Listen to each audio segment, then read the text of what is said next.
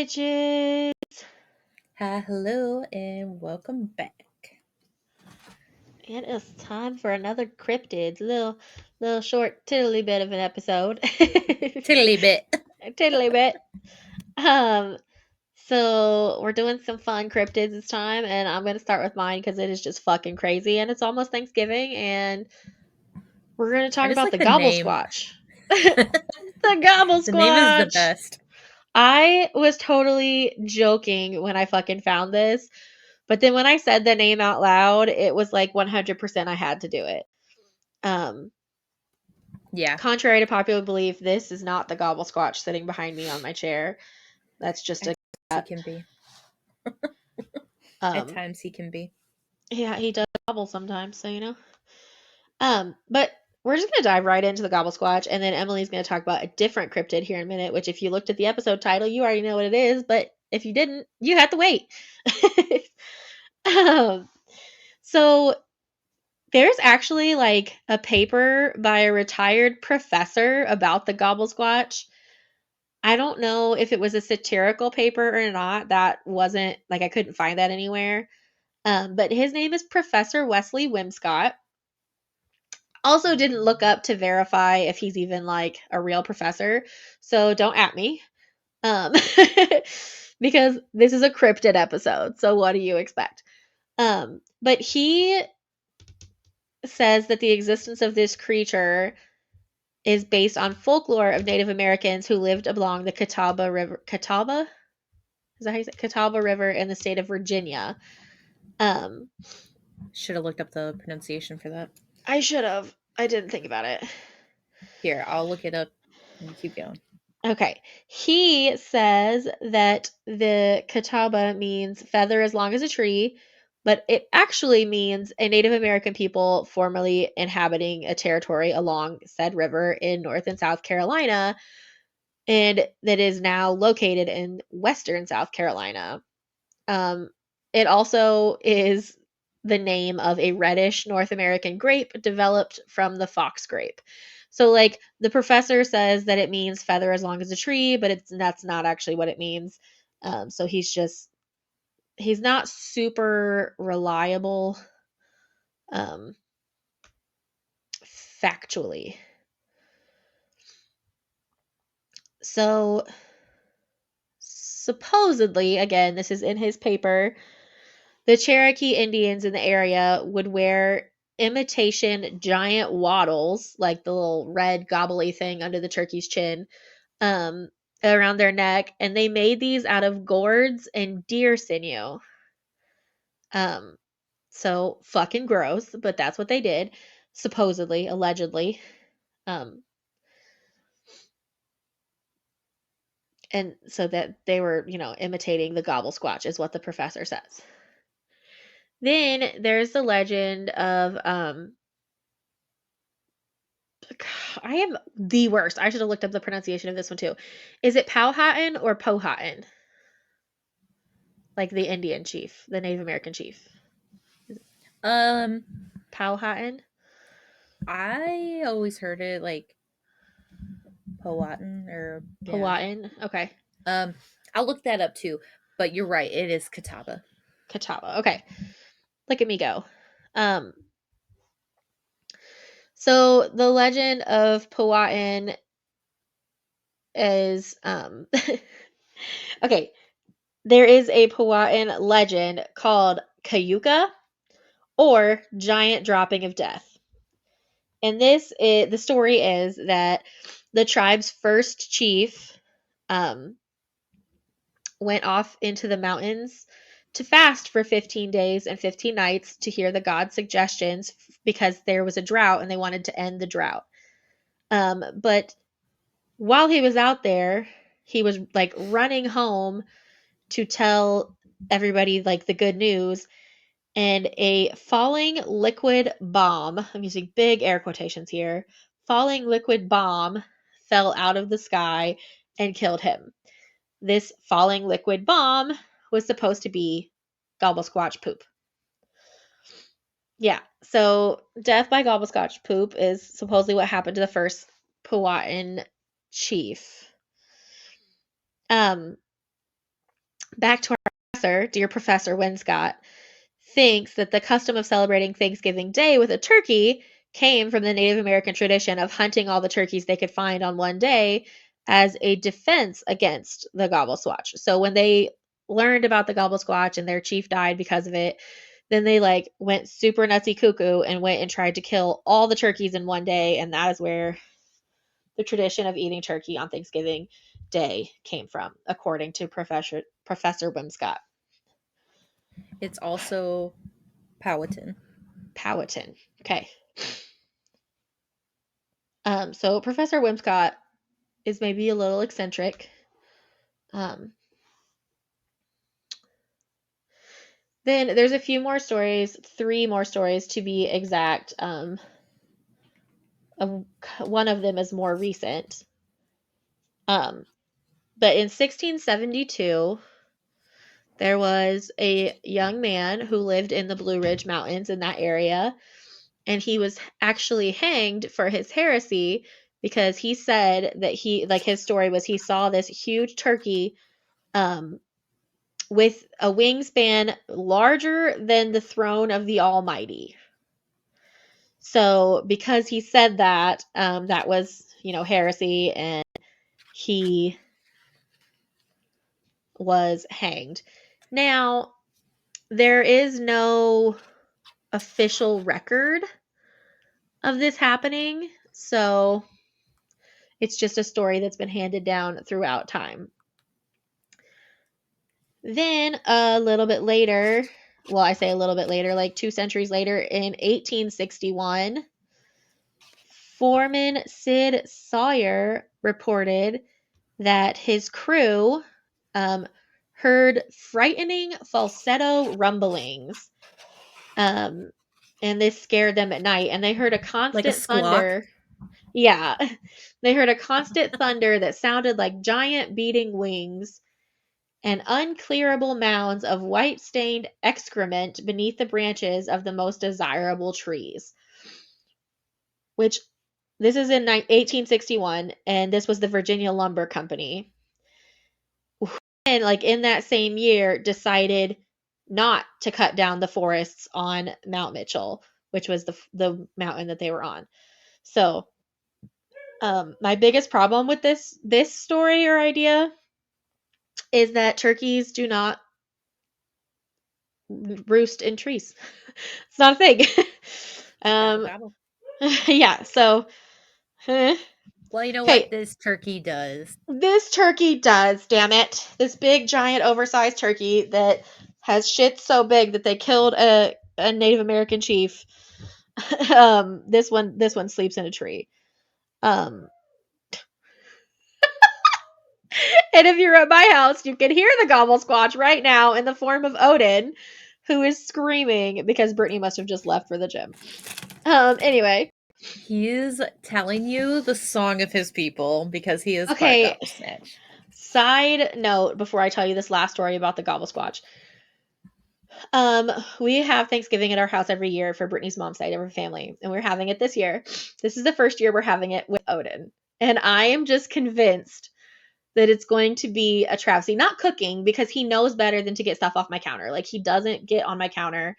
But like, we have a baby on that side of the family, and then like a 4-year-old, 3-year-old, 3 or 4-year-old. And so like I'm like, I don't know how this is gonna go with all these people in our house eating food and 2 of them being little.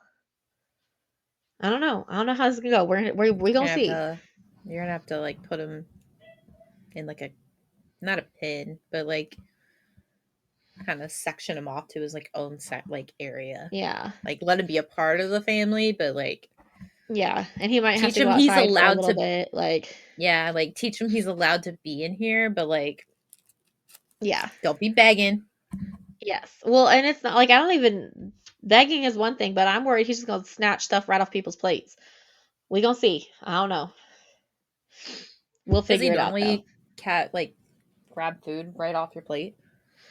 No, but we also usually like eat on the couch with like our little lap desks. Oh, okay. So we're gonna have like the table set up, and like some there's gonna be enough people here that some people like he might have to go outside while we're eating because there's people possibly even having to sit on the floor. So, but we will figure that out. It's going to be an That's where interesting that comes in. first first Thanksgiving with a doggo. But okay, back to the Gobblesquatch. That was a little side note there. Um, this is the last little tidbit about the Gobblesquatch because I could only find two sources that talked about the Gobblesquatch. This is in May of 1967, so we're like way close to modern times now. Um, there was a commune in Virginia. The source said hippie commune, um, but I didn't want to say it like just because I don't want to be offensive. I don't know if that's offensive. Um, Could it be a but cult? well, maybe because this commune became the first to swear off marijuana use. Um, and instead, there's a quote from Zeke Sternbaum to Time magazine that said, "We toke up on green tea now." And then he's in furthered on in the quote says, like, this is why they stopped smoking marijuana. That stuff was making us see huge turkeys that pecked holes in our VW camper and swallowed our sleeping bags whole. I don't So think they were on marijuana. I think they yeah, were on some I don't shrooms. this yeah, I don't think they were on what they thought they were on. But that's what they had said as late as 1967, evidence for the Gobblesquatch. And it's close to you, apparently. I mean, some stories say Virginia, some say South Carolina, because they say that it's this Native American tribe, which is now primarily in South Carolina. So watch out when you're in the woods. Make sure you don't the Gobblesquatch don't get you. Right. So thank you for that because Okay, I just hold on. completely First of all, forgot. why did you just get really quiet? Because I didn't turn my mic all the way up. Okay, I was like, what just happened? No, thank you for that because I scarfed down some food.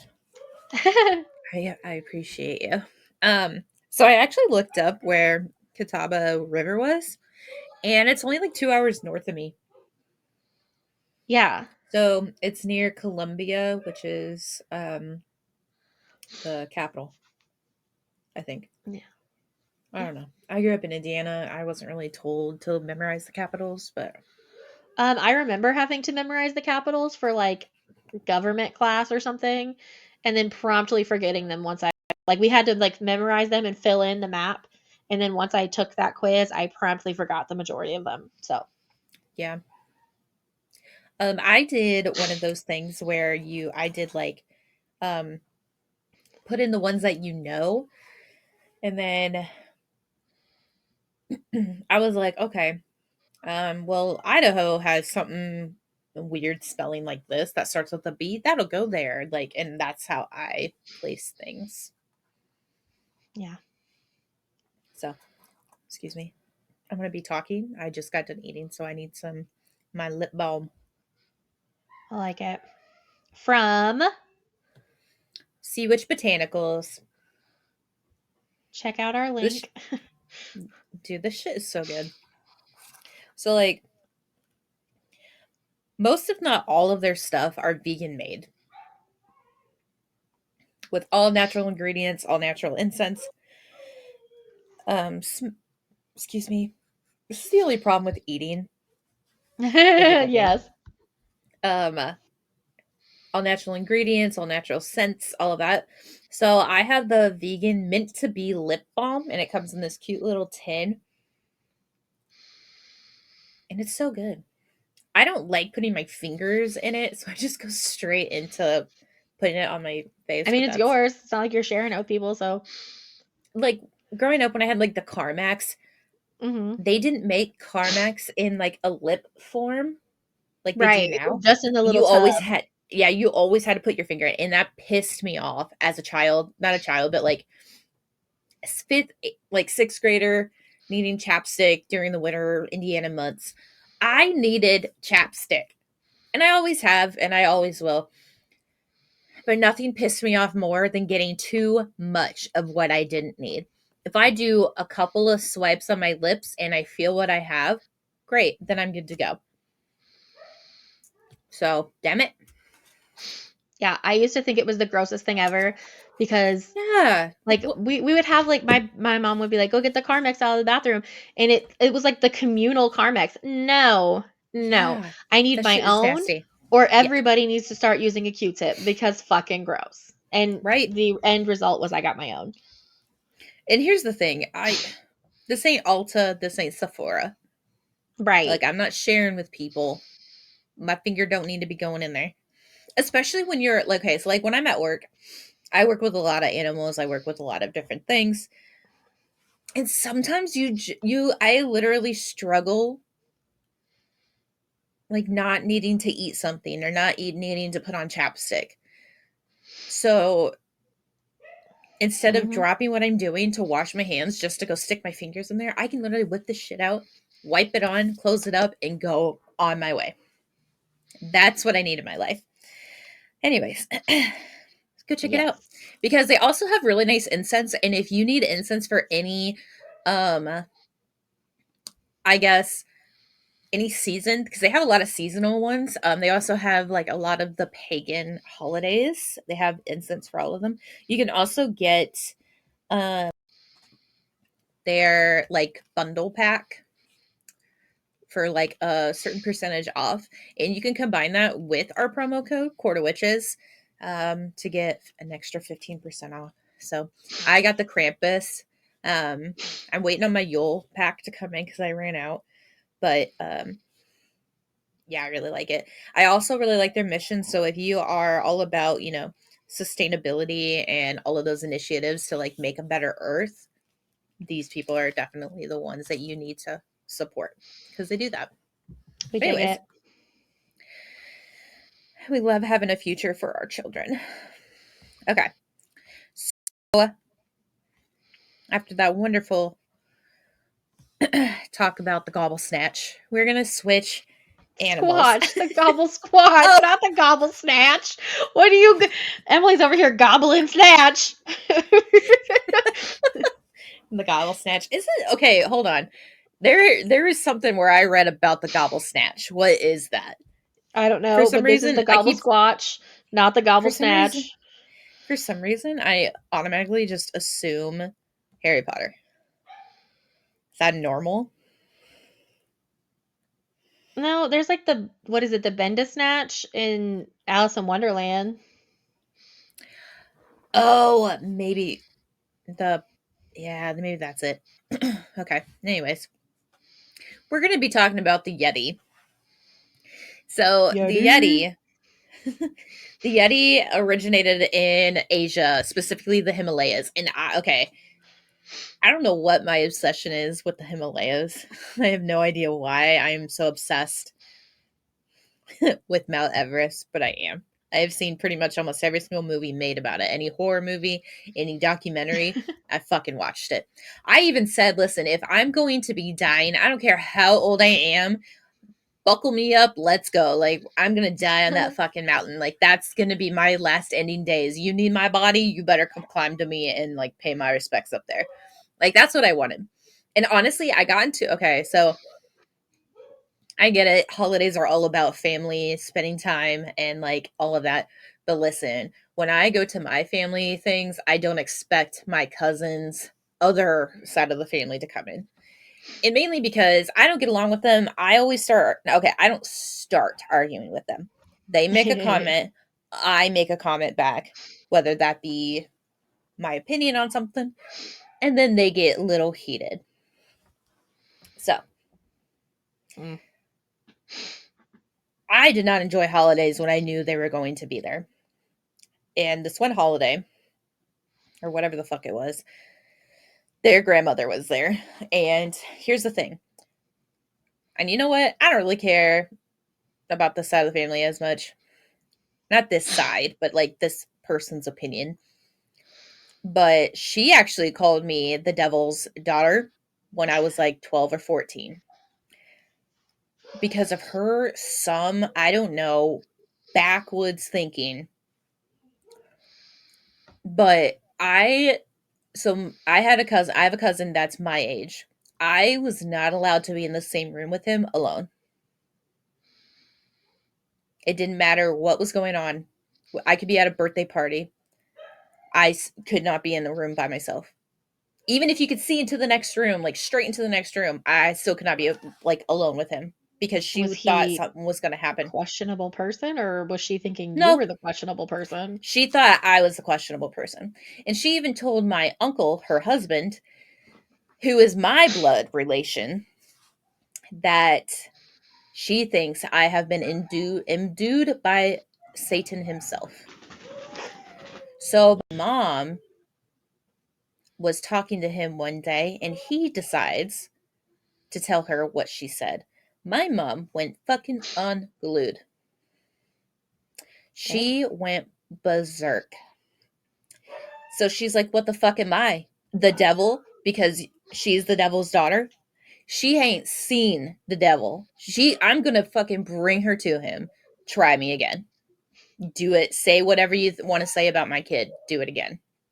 She is fucking 12 years old, and I'm literally in the next room talking to my grandma.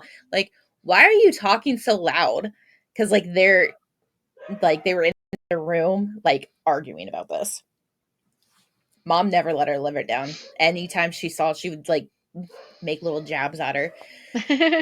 But anyways, so her mother and I think this is partially why I have such a bad relationship with Christianity is because of her. She gave up all of the life savings or what they had to a church that they are not a part of. They were only a part of that church for like 3 months, and all life savings went down the drain. She refused to get a job because she didn't think it was in God's order to make her work. Like she used religion to not provide for her family, and I think that is absolute horseshit. I Yeah. do not agree with that because God ain't gonna put food on the table. You can pray to put food on the table, but that don't mean He's gonna do it. But whatever. Mm-mm. I think that's why I have such an unhealthy relationship with Christianity because of her.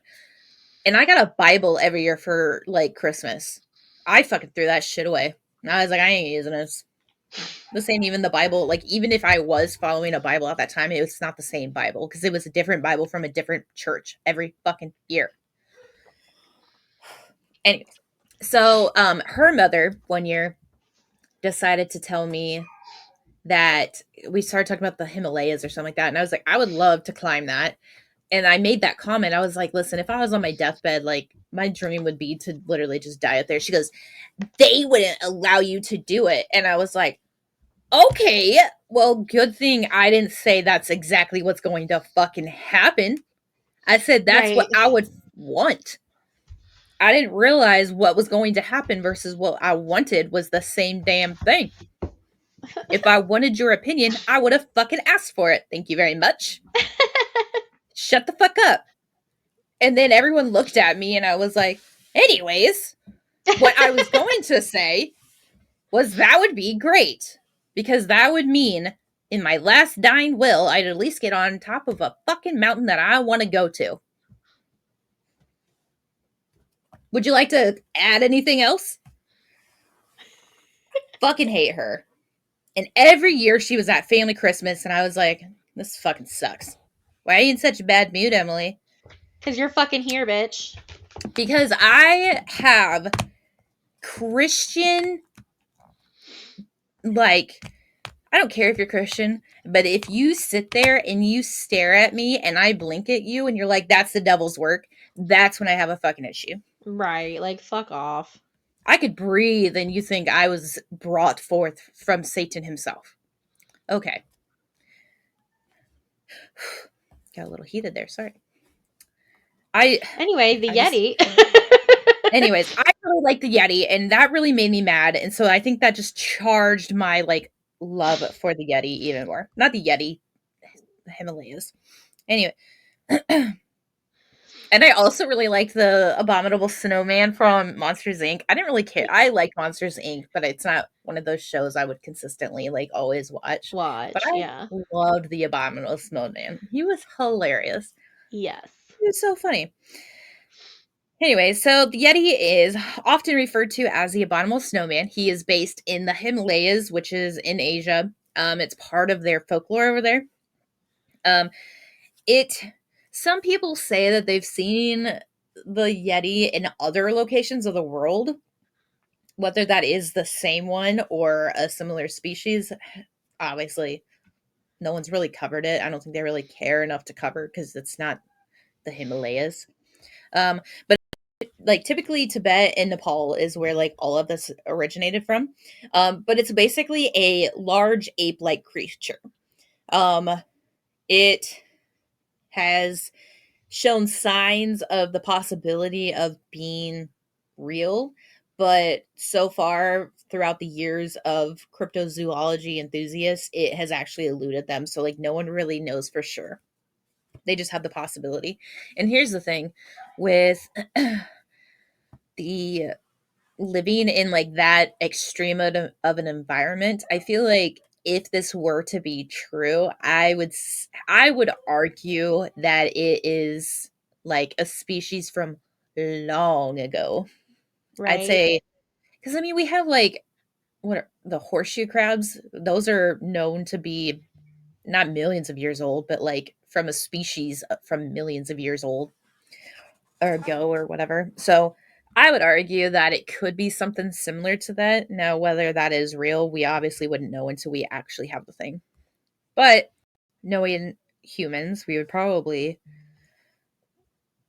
kill it, try study it.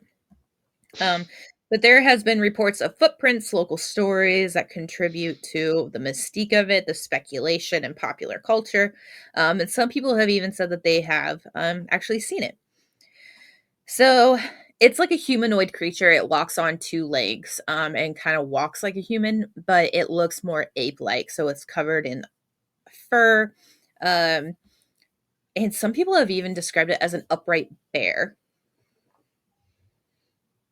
I see it, but I don't see it. I honestly would say it's more ape like, but I wonder if it's similar to the Sasquatch. Maybe like a polar Are you distant Sasquatch. cousins? Yeah, we got bears and polar bears. I feel like the Yeti Um, is usually portrayed as bigger than Sasquatch, though, right? I don't know. I mean, some people will say that the Sasquatch is like 7 foot tall, and other people are like, no, it's like 6'5". Like, Right. I don't. I think it it's between. I think probably like 6.5 to 9 feet.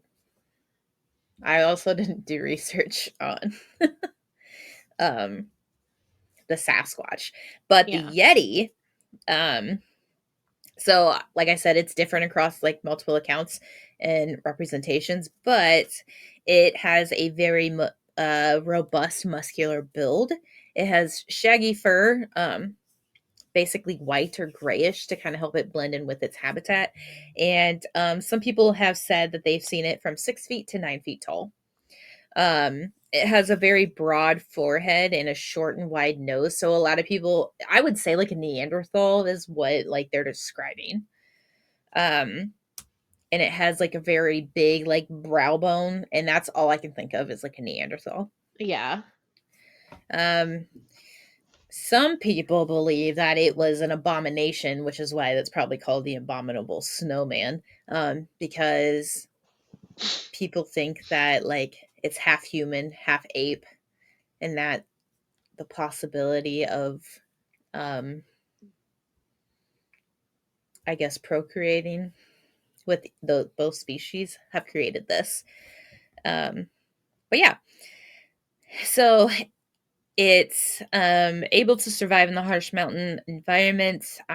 It's got the kind of fur that helps you insulate against the cold, so it's easier to, I guess, live up there. And with the way that its arms and its like feet and hands, like with the claws and everything, it helps them actually in navigating the rugged terrain.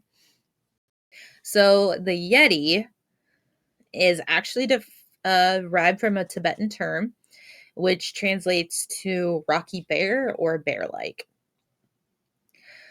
So most of these myths actually came from the cultural fabric of the Himalayas, so like blending the beliefs, the traditions, and encounters with the natural world.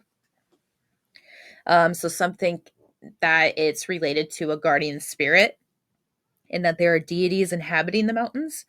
And so those who are in that area believe that it is possibly a god like spirit animal, um, just living there, protecting them, like the protector of the Himalayas. Um, and I know Disney likes to over exaggerate some things, but they also like to keep it true depending on what it is. And so I know they have a ride that's called Expedition Everest. And when in like the waiting line, when you're going through all these lines, prior to COVID, you could be in that line for like 2 to 3 hours. But there was a lot of things to look at.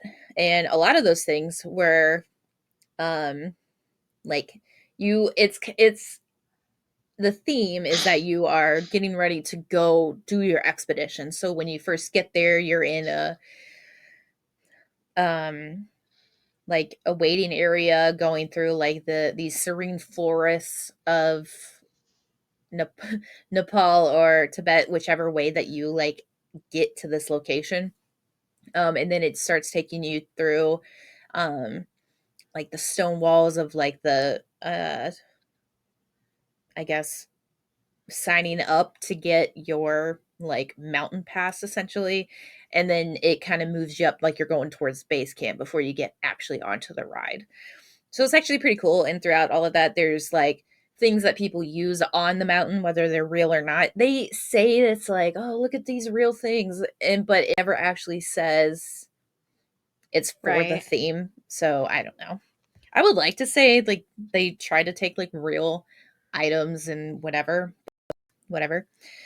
Um, so that's, I mean, that's pretty cool to look at all of that. And a lot of the things they were talking about, like spirits and guardians and all of that. But a lot of the religions over there are like Buddhist and Hinduism. So adding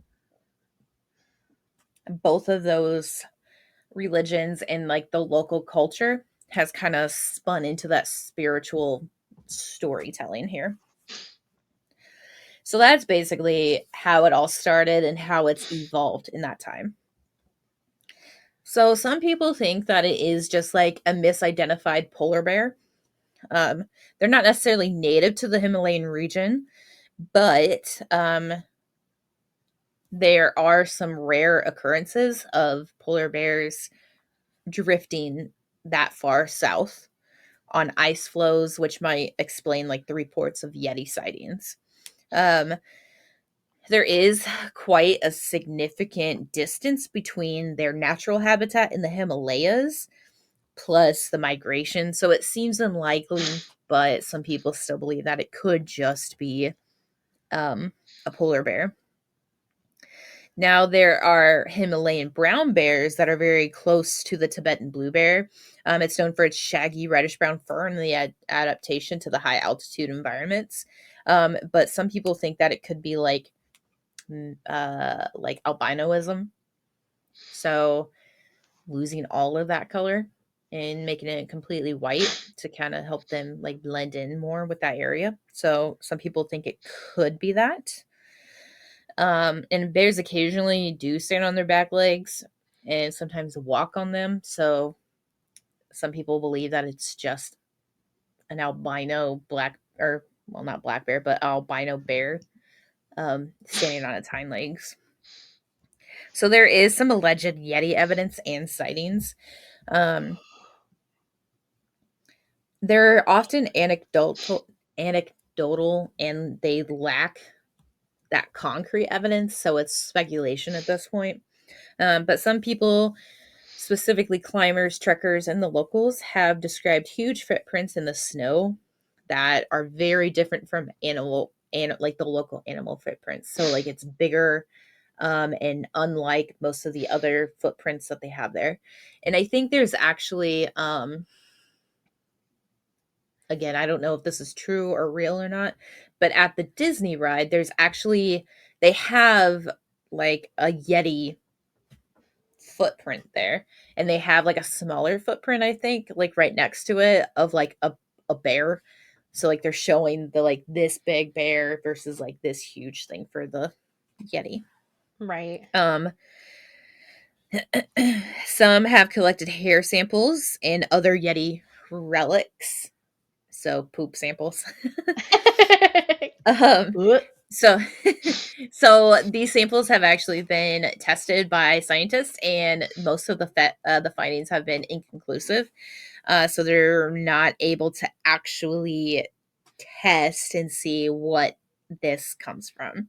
Um, so because of all of that, the Yeti remains a cryptid to this day, regardless of sightings or anything like that. Um, so it's until there's concrete evidence, it will forever and always remain a cryptid. It doesn't tell me like when the most recent sighting was. I think it's probably just because there's thousands of people that go to that area a year, specifically like locals and like expeditures and just regular people just traveling, that I think it's just hard to find out. Um, but some of the what is it? There's a lot of the Yeti in pop culture. So whereas the Gobble Squatch was not very well known, this one is very well known.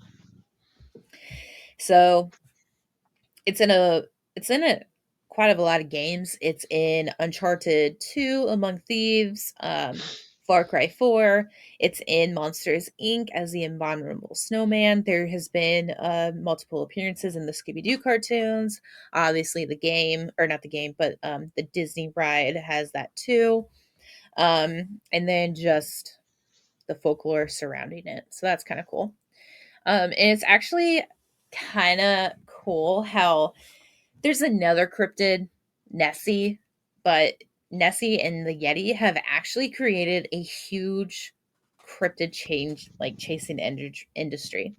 So according to National Geographic, that's actually quite a mouthful. So according to National Geographic, multiple fantastical beasts spawning across the world have actually increased tourism, whether it be good or not. It's quite controversial depending on the location, but these like it's kind of started with these two. Um but like these beasts or whatever you want to call them have literally amazed and terrified humans for like centuries. So they have actually created like, I'm going to find out what this is. I'm going to find out what that is for a long, long time. So they have actually inspired festivals, movies around it, various podcasts like specifying cryptids only, which that's a lot of research. That's like a That lot of is. cryptids of people can actually thrive off of a podcast. Um, and then there's actually like a small field of study called cryptozoology, which is what I mentioned before. So it's essentially the search of magical creatures. So they are Newt Scamander. Magical beasts and where to find them. Maybe he found the Yeti and he put it in a safe spot. In his And that suitcase. is why we've not found him since.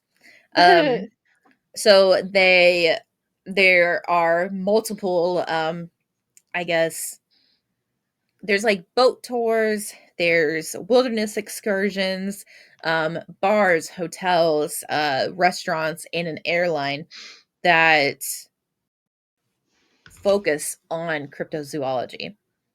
So it's absolutely insane. Um, and actually, the Scottish, I know I'm not talking about Nessie, but like it's just amazing.